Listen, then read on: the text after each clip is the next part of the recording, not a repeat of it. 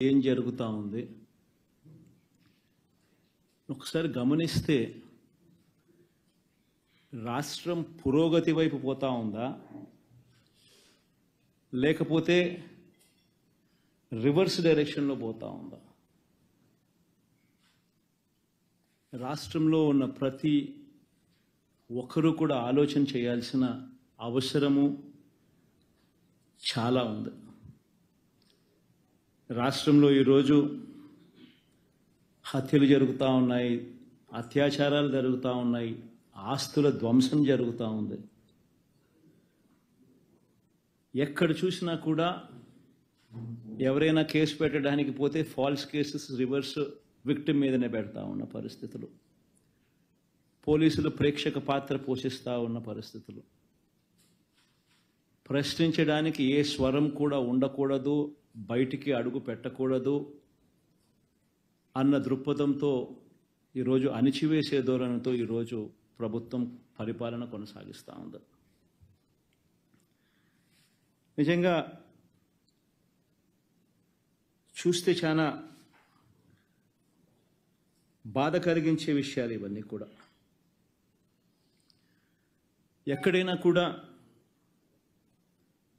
ఒక ప్రభుత్వం ఏర్పడిన తర్వాత ఒక ప్రభుత్వం 12 నెలల పాటు ఒక బడ్జెట్ ప్రవేశపెడుతుంది. ఆ బడ్జెట్ కూడా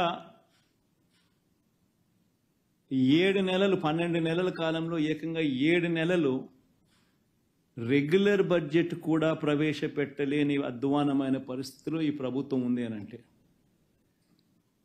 12 నెలల కాలానికి ప్రవేశపెట్టే రెగ్యులర్ బడ్జెట్ ప్రవేశపెట్టాల్సింది పోయి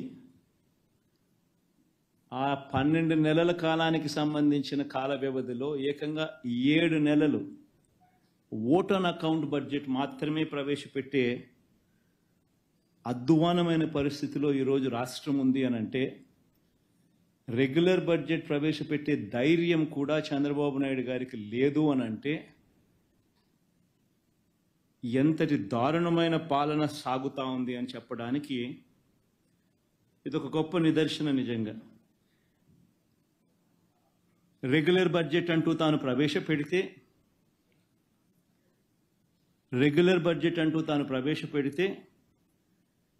ఆ రెగ్యులర్ బడ్జెట్ ప్రవేశపెట్టేసరికి తాను ఎన్నికల వేళ మోసపూరిత హామీలు ఏదైతే తాను ఇచ్చాడో ఆ హామీలకు సంబంధించిన కేటాయింపులన్నీ కూడా ఆ రెగ్యులర్ బడ్జెట్లో చూపించాలి. ఆ రెగ్యులర్ బడ్జెట్లో తాను సూపర్ 6 అంటూ సూపర్ 10 అంటూ తాను చేసిన ఆ మోసపూరిత హామీలకు సంబంధించిన కేటాయింపులు బడ్జెట్లో కనపడకపోతే ప్రజలు రోడ్డు మీదకి వస్తారని ప్రజలు గలం విప్పుతారని అని చెప్పి ఏకంగా ఆ పరిస్థితి రాకూడదు అని తాను రెగ్యులర్ బడ్జెట్ ప్రవేశపెడితే ఆ రెగ్యులర్ బడ్జెట్లో volume 6 volume 5 which talks about రాష్ట్రానికి సంబంధించిన అప్పులు ఎంత ఉన్నాయి, స్టేట్ గవర్నమెంట్కి సంబంధించిన గ్యారంటీ డెట్ ఎంత, ఇటువంటి అంశాలు కూడా ఆటోమేటిక్లీ మెన్షన్ చేయాల్సి వస్తుంది.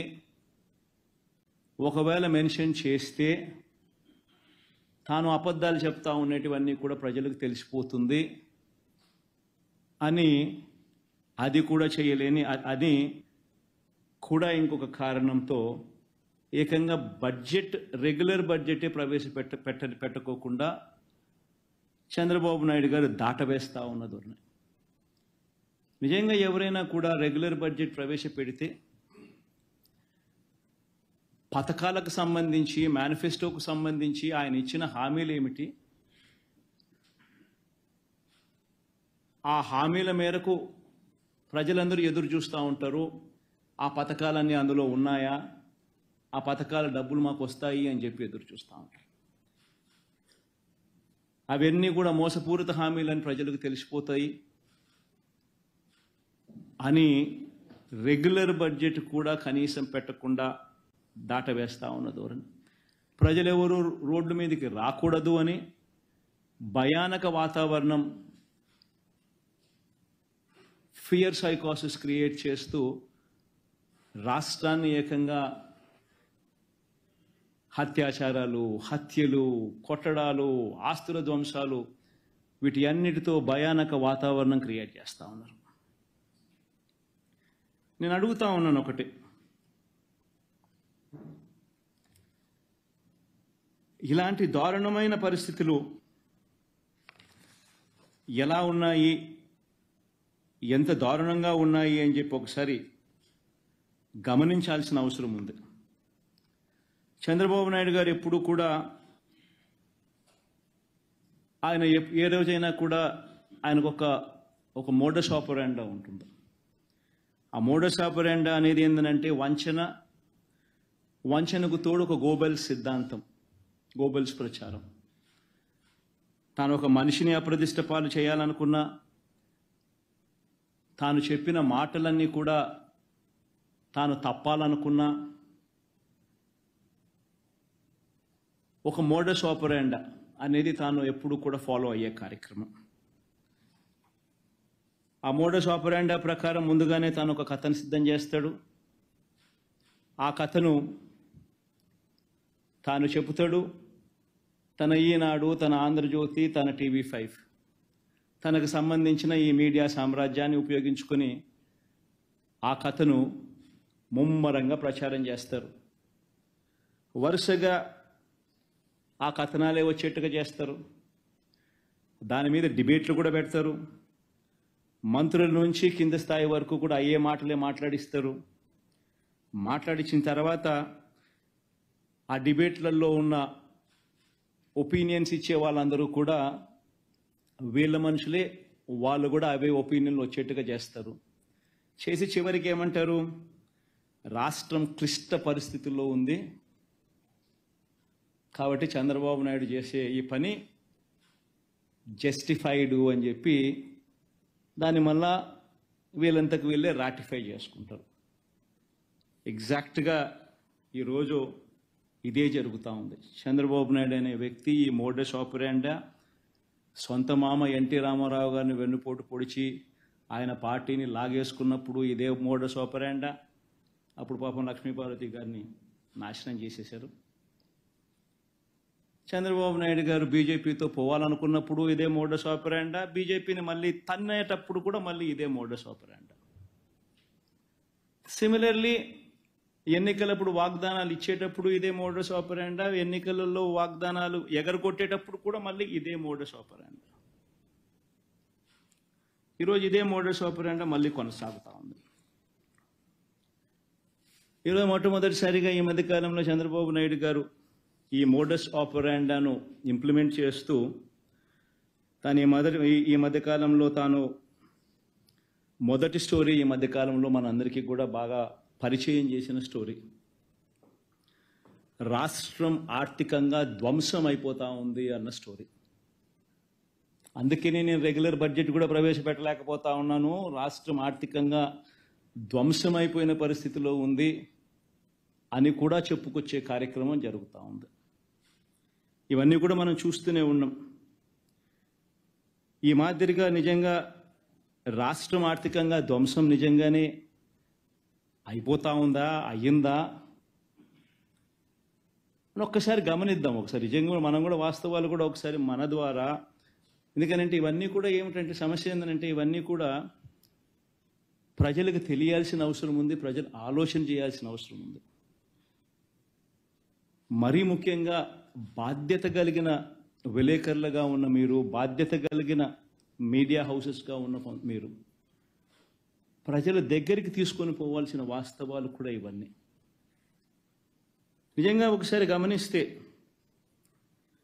ఏ రకంగా చంద్రబాబు నాయుడు గారు వాగ్దానాల నుంచి, తాను ఇచ్చిన మేనిఫెస్టో వాగ్దానాల నుంచి తాను తప్పుకునేందుకు ఏ రకంగా తాను స్టోరీ తాను బిల్డప్ చేసుకుంటూ పోతా ఉన్నాడు అని ఒకసారి గమనిస్తే, రాష్ట్రం ఆర్థికంగా ధ్వంసం అయిపోయింది అనేది మొదటి స్టోరీ కింద తాను మీడియా డిబేట్లను మొదలెట్టాడు, మాట్లాడడం మొదలెట్టాడు, గవర్నర్ ప్రసంగంలో కూడా తీసుకొచ్చాడు.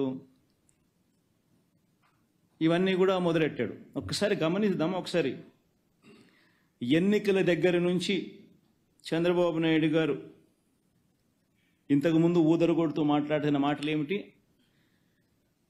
చంద్రబాబు తన మీడియా ఇద్దరు కలిసి రాష్ట్రంలో అప్పులు 14 లక్షల కోట్ల రూపాయల అప్పులు అని చెప్పి ఫస్ట్ ఊదరగొట్టారు. మీకు అందరికీ గుర్తుండే ఉంటుంది. మొత్తం అప్పులు ఏకంగా 14 లక్షల కోట్లు ఉన్నట్టు విపరీతమైన ప్రచారం చేసుకుంటూ వచ్చారు. మొట్టమొదటగా ఒకవైపున 14 లక్షల కోట్ల అప్పులు ఉన్నాయని ఒకవైపున చెప్పుకుంటూనే మరోవైపున సూపర్ 6 అన్నారు, సూపర్ 7 అన్నారు, సూపర్ 10 అన్నారు. అవన్నీ మళ్ళీ సపరేట్గా వాటికి సంబంధించిన ప్రచారం మళ్ళీ సపరేట్గా ఇచ్చుకుంటూ వచ్చారు. చివరికి చంద్రబాబు నాయుడు ముఖ్యమంత్రి అయినాడు. ఎన్నికల్లో తాను చెప్పిన మేనిఫెస్టో హామీలను అమలు చేయాలి అని చెప్పి ప్రజలందరూ కూడా అడుగుతూ ఉన్నారు. అడగడం మొదలు పెట్టేసరికి చంద్రబాబు నాయుడు గారికి మళ్ళీ ఈ 14 లక్షల కోట్లు తాను చెప్పింది గట్టిగా ముందుకు తీసుకొని పోవాల్సిన అవసరం ఉంది అని చెప్పి గోబెల్స్ ప్రచారంలో భాగంగా మళ్ళీ అడుగులు వేగంగా ముందుకు వేశాడు. కానీ వాస్తవం చెప్పాలంటే అక్కడ 14 లక్షల కోట్లు ఉందా అసలు? ఫస్ట్ అప్పు లేనిది ఉన్నట్టుగా తను ఎట్ట చెప్పగలుగుతాడు? ఇప్పుడు ముఖ్యమంత్రి అయిన తర్వాత బడ్జెట్ డాక్యుమెంట్స్లో ఇవన్నీ చూపించక తప్పదు. కాబట్టి చూపించలేని పరిస్థితి వచ్చేసరికి చంద్రబాబు నాయుడు గారు పడరాని పాటలనే పడతా ఉన్నాడు. ఇప్పటికే అధికారులను 2 సార్లు రివ్యూ అన్నాడు, అధికారులను ట్రాన్స్ఫర్లు అన్నాడు, రివ్యూ మీటింగ్స్ అన్నాడు, రకరకాల పద్ధతుల్లో చేసుకుంటూ వచ్చి చివరికి గవర్నర్ గారి ప్రసంగానికి వచ్చేసరికి 14 లక్షల కోట్లు కాస్త 10 లక్షలకు తగ్గించాడు. పోనీ ఆ 10 లక్షల కోట్లైనా కూడా పోనీ గవర్నర్ గారితో అయ్యైనా నిజాలు చెప్పించాడంటే అది లేదు. ఒకసారి నిజంగా రాష్ట్రంలో అప్పుల పరిస్థితి ఏమిటి అని చెప్పి ఒక్కసారి గమనిద్దాం. నేను చెప్పే డాక్యుమెంట్స్ అన్నీ కూడా ఆర్బీఐ, ఖాగ్, స్టేట్ బడ్జెట్ డాక్యుమెంట్స్. ఇవన్నీ చంద్రబాబు నాయుడు అనే వ్యక్తి గవర్నర్ గారితో కూడా అబద్ధాలు చెప్పించాడు. వైట్ పేపర్స్తో మరీ దారుణమైన అబద్ధాలు ఆడుతూ ఉన్నాడు. బడ్జెట్ అనేది రెగ్యులర్గా ప్రవేశపెడితే రెగ్యులర్ బడ్జెట్లో వాల్యూమ్ 5 అండ్ వాల్యూమ్ 6లో ఇవన్నీ కూడా మెన్షన్ చేయక తప్పదు అని తెలిసి రెగ్యులర్ బడ్జెట్ కూడా ప్రవేశపెట్టుకోకుండా దాన్ని కూడా దాటేసే కార్యక్రమం జరుగుతూ ఉంది. ఒకసారి గమనిస్తే రెగ్యులర్ అప్పులు ఎంత ఉన్నాయని చెప్పి ఒకసారి గమనిస్తే నిజంగా ఈ డాక్యుమెంట్ ఒకసారి చూడాల్సిన అవసరం ఉంది. ఒకసారి అప్పులు ఎంత ఉన్నాయని చెప్పి గమనిస్తే 14 లక్షలు కాదు, 10 లక్షల కోట్లు కాదు, వాస్తవ అప్పులు ఎంత ఉన్నాయని చెప్పి చూస్తే స్టేట్ గవర్నమెంట్కి సంబంధించిన డైరెక్ట్ గవర్నమెంట్ డెట్ ఇది కూడా ఏంది, నేను మార్చ్ 31 దాకా కూడా తీసుకోవడం లేదు, జూన్ దాకా తీసుకుంటున్నా. చంద్రబాబు నాయుడు ప్రభుత్వం తీసుకునే దాకా కూడా మన అకౌంట్లోకే వేసుకుంటున్నాం ఇంకా గ్రేస్ఫుల్గా. సో అందాక తీసుకుంటే కూడా చూసుకుంటే గవర్నమెంట్ డెట్ 5,18,000 కోట్ల రూపాయలు.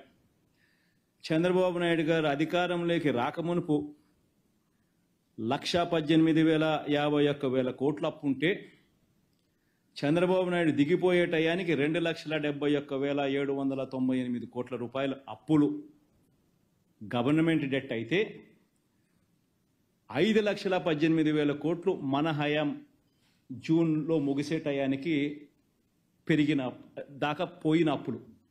అంటే చంద్రబాబు నాయుడు గారు అధికారంలోకి వచ్చేసరికి 1,18,000, ఆయన అధికారంలోకి దిగిపోయేసరికి 2,71,000, మనం అధికారం మొదలుపెట్టేసరికి 2,71,000, మనం అధికారం దిగిపోయేసరికి 5,18,000 కోట్ల రూపాయలు అప్పులు.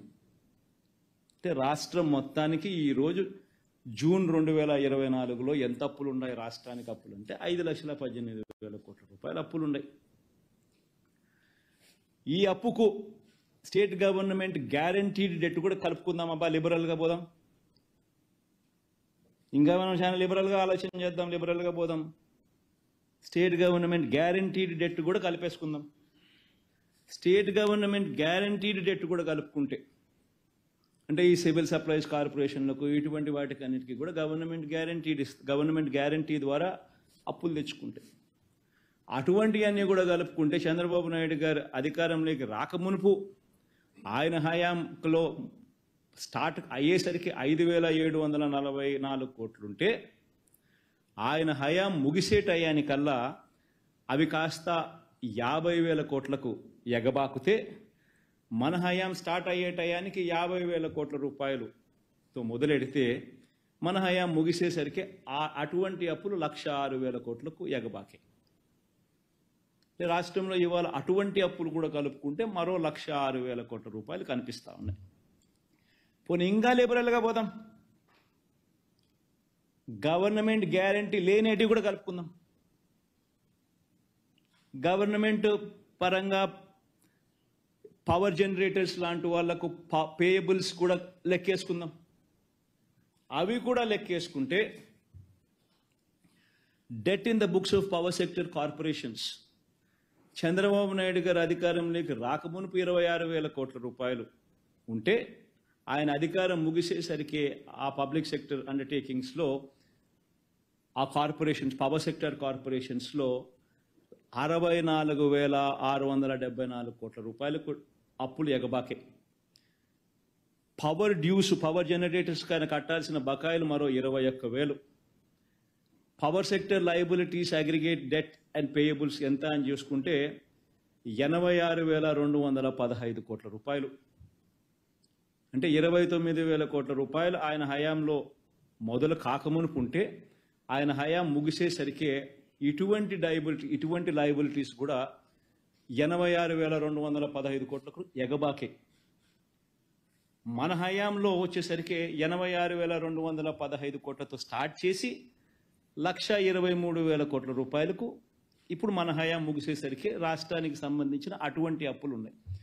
మొత్తంగా అప్పులు ఎంత అని చూస్తే స్టేట్ గవర్నమెంట్ డైరెక్ట్ డెట్ అంటే ఎఫ్ఆర్బిఎం నుంచి మనం తీసుకునే debt, state government guaranteed debt, state government గ్యారంటీతో సంబంధం లేకుండా కూడా ఉన్న స్టేట్ గవర్నమెంట్ డెట్లు, ఇటువంటివన్నీ లెక్కేసుకుంటే రాష్ట్రం చంద్రబాబు నాయుడు గారు తీసుకోక మునుపు వరకు 153,347 కోట్ల రూపాయలు అప్పులు ఉంటప్పుడు చంద్రబాబు నాయుడు అధికారంలోకి వచ్చాడు.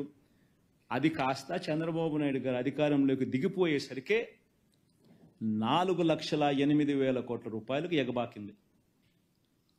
మనం అధికారంలోకి వచ్చేసరికి 4,08,000 కోట్ల రూపాయల అప్పులుతో మనం మొదలెడితే మనం అధికారంలోకి దిగిపోయే నాటికి 7,48,000 కోట్ల రూపాయల అప్పులు.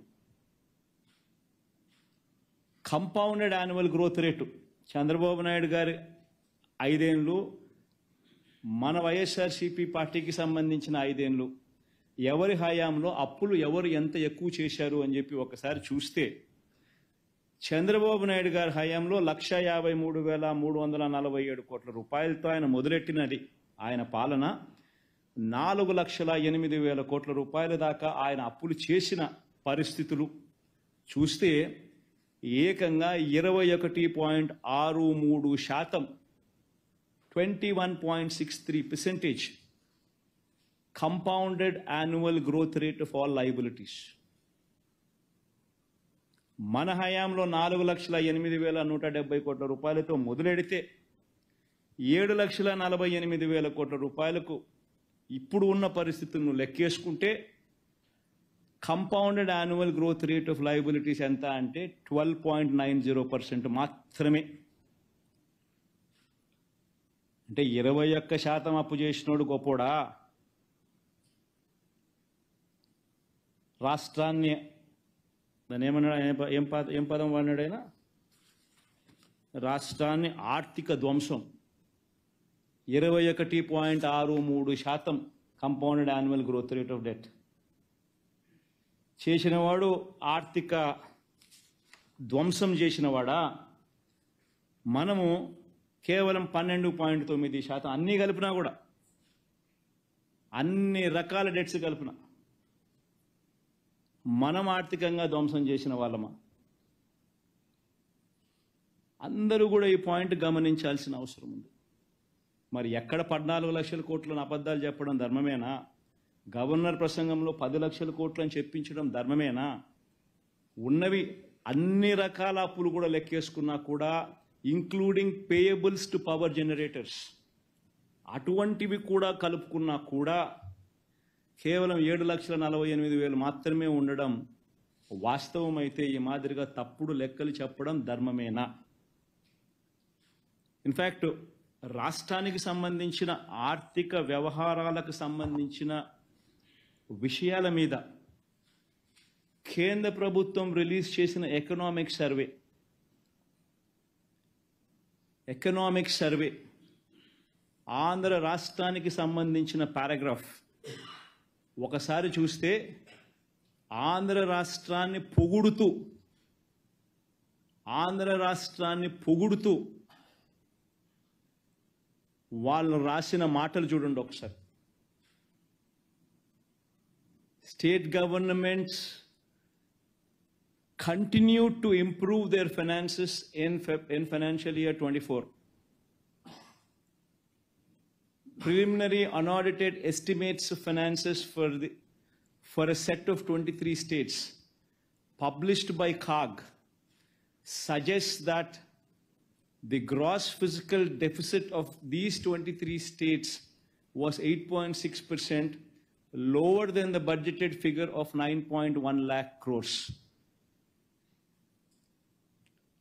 This implies that fiscal deficit as a percentage of GDP for these states came in at 2.8% as against the budgeted of 3.1%. The quality of spending by state governments improved, with state governments focusing on capex as well. The 23 major states are Andhra Pradesh, Arunachal Pradesh, and ఇట్లాంటివన్నీ రాష్ట్రాలు.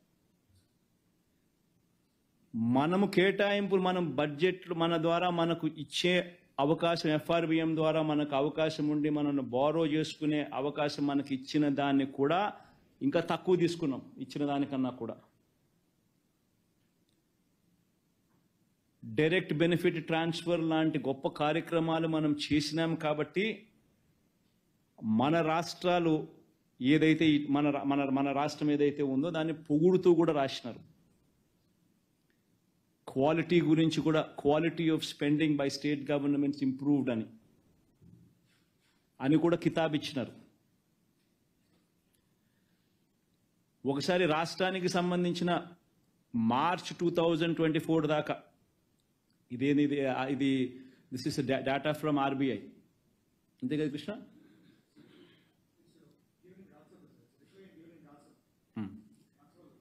ఇది రాజ్యసభలో ఇచ్చిన reply. రాజ్యసభలో ఇచ్చిన రెస్పాన్స్కి response ఇది. దీంట్లో Andhra Pradesh debt ఎంత అని చెప్పి మార్చ్ 2024 దాకా చూస్తే 4,85,000 కోట్లు. నేను ఇంకా జూన్ వరకు తీసుకున్నా కాబట్టి ఇంకా పెంచిన 4,80,000 కోట్ల 85,000 కోట్లు కాస్త ఇంకా పెంచి ఇంతకు ముందు మీకు చెప్పిన జూన్ దాకా తీసుకున్నా కాబట్టి. కానీ వాళ్ళు ఇచ్చిన స్టేట్మెంట్లోనే 4,85,000 మాత్రమే అని ఉంది.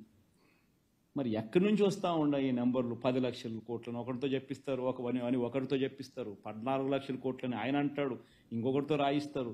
ఈ మాదిరిగా రాష్ట్రానికి సంబంధించిన పరిస్థితిని లేనిది ఉన్నట్టుగా, ఉన్నది లేనట్టుగా చిత్రీకరించి చూపించడం ధర్మమేనా? Everybody should ask these questions. ఇప్పుడు ఆయన మాట చెప్పినాడు ఎన్నికలప్పుడు, నెరవేర్చాల్సిన బాధ్యత ఆయనది. ఆ మాట నుంచి తప్పించుకోవాలని చెప్పి, ఆ ఇచ్చిన మాటను, హామీలను తప్పించుకోవాలని చెప్పి ఒక పద్ధతి ప్రకారం అబద్ధాలను బిల్డప్ చేసుకుంటూ పోయి రాష్ట్రంలో లేని అప్పులు ఉన్నట్టుగా, రాష్ట్రం పరిస్థితి అధోగతిగా ఉన్నట్టుగా, రాష్ట్రం అన్యాయంగా జరిగిపోతా ఉన్నట్టుగా చిత్రీకరించడం ఎంత మటుకు ధర్మం, ఎంత మటుకు న్యాయం? అందరూ కూడా ఆలోచన చేయమని చెప్పి కోరుతా ఉన్నాం. ఇన్ఫ్యాక్ట్ 2000 కోవిడ్ సమయంలో మన రాష్ట్రంలో, ఇన్ఫ్యాక్ట్ చంద్రబాబు నాయుడు టైంలో ఇప్పుడు కోవిడ్ లేదు. మనం కోవిడ్ సమయంలో ఉండి కూడా మన పర్ఫార్మెన్స్ ఇది. కోవిడ్ సమయంలో ఉన్నప్పటికీ కూడా మనం చంద్రబాబు నాయుడు గారి హయాంలో కన్నా మన హయాంలో ఇంకా తక్కువ డెట్స్ తీసుకున్నాం. కోవిడ్ సమయంలో ఒకసారి చూస్తే యూనియన్ గవర్నమెంట్కి వచ్చిన ట్యాక్స్ రెవెన్యూస్ కోవిడ్ సమయంలో తగ్గిన పరిస్థితులు కనిపిస్తూ ఉన్నాయి. 2019 2020 చూస్తే కోవిడ్ సమయంలో -3.38% growth rate gross tax revenues collections. 2020-21లో నెక్స్ట్ ఆ తర్వాత ఫాలోయింగ్ ఇయర్లో మళ్ళీ 20,27,104 కోట్లే. అప్పటికి 0.85% పెరుగుదల growth rate in gross tax revenues. మామూలుగా చూస్తే చంద్రబాబు నాయుడు గారు అధికారంలో ఉన్నప్పుడు అధికారంలో ఉన్నప్పుడు కానీ జగన్మోహన్ రెడ్డి సంబంధించిన కోవిడ్ టైం తీసేస్తే మామూలుగా గ్రోత్ రేట్ అనేది ఖచ్చితంగా 18%, 17% ఆ రకంగా గ్రోత్ రేట్ ఉంటుంది గ్రాస్ ట్యాక్స్ రెవెన్యూస్ కలెక్టెడ్ అనేది. అటువంటిది 2 సంవత్సరాలు కోవిడ్ వల్ల కేంద్రానికి రావాల్సిన గ్రాస్ ట్యాక్స్ రెవెన్యూస్ 2019-20లో -3.38%, 2020-21లో 0.85% గ్రోత్ రేట్ మాత్రమే నమోదైన పరిస్థితి. అటువంటి పరిస్థితిలో దాని ఇంపాక్ట్ ఏమిటో తెలుసా? రాష్ట్రానికి వచ్చే డెవల్యూషన్స్ తగ్గుతాయి. రాష్ట్రానికి వచ్చే డెవల్యూషన్స్ చంద్రబాబు నాయుడు గారి హయాంలో రాష్ట్రానికి 3.72% షేర్ ఆఫ్ జిఎస్డిపి రాష్ట్రానికి వస్తే మన హయాంలో షేర్ ఆఫ్ డెవల్యూషన్స్ రాష్ట్రానికి వచ్చింది జిఎస్డిపిలో కంపేర్ చేస్తే కేవలం 2.92%.